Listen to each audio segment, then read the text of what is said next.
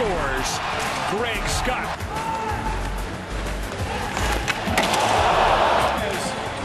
Greg Scott laid down the boom. And Greg Scott with a huge body check.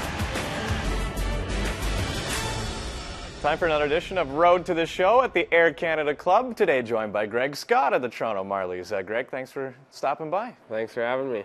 A native of BC, Central Saanich. Now, can you give us a geographical lesson as to where that's located? Well, it's on Vancouver Island, obviously. It's just a little northeast of Hawaii. No, it's further away than that. But no, it's on Vancouver Island, right outside of Victoria, BC. So, very cool. And is it a small community? Yeah, it's about 20 minutes or so away from Victoria. So it's a little community. I couldn't tell you the population. I want to say 5,000, 10,000 maybe. But yeah, so just a little kind of more of the rural part of the Greater Victoria. Is it known as a hockey community, or is this something that you came to love based on an influence somewhere else? It's not overly known as a hockey community. It's not, in the winter times we don't get the lakes frozen over or anything. Unless there's something really wrong. Exactly, yeah.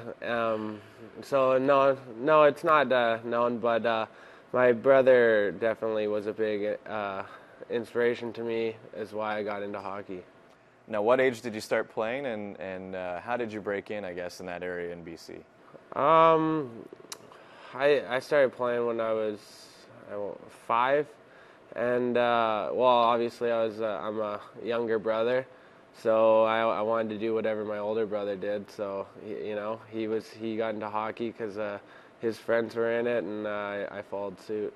Well, the BCHL is big down there. Prior to that, and realizing that you might be able to make a living off of it, what were some of the minor hockey teams that you played for, or some of the teams that are better known in that area, I guess? Well, I grew up, my minor hockey was the Peninsula Eagles, and I played my entire minor hockey there. It was always a AA organization. We didn't have the amount of people to make it a AAA, but it's turned out some pretty good hockey players. When did you realize that you could take a step higher than most people who play hockey and try and push to make this a career? Oh, well, for sure when I was playing Junior B, I had a pretty good year in Junior B when I was 16 years old, and then I just kind of every year been building off that, and probably my third year in the WHL, I kind of had a breakout year, and some teams talked to me, and one thing led to another. Was it nice to stay relatively close in Seattle? Yeah, it's great. I mean, it was like a 2.5-hour, 3-hour ferry ride from Victoria to Seattle, so it's pretty close. I got to see some of my friends came down, and my parents got to come down instead of me playing in Brandon, Manitoba, which is a 30-hour drive away. What can you tell us about growing up with the Ben family, who are both adopted by the Dallas Stars organization? Yeah, I grew up with them. I've been playing hockey. Me and my brother actually been playing hockey with the both of them for, God, I don't even know. It's probably since I was 5.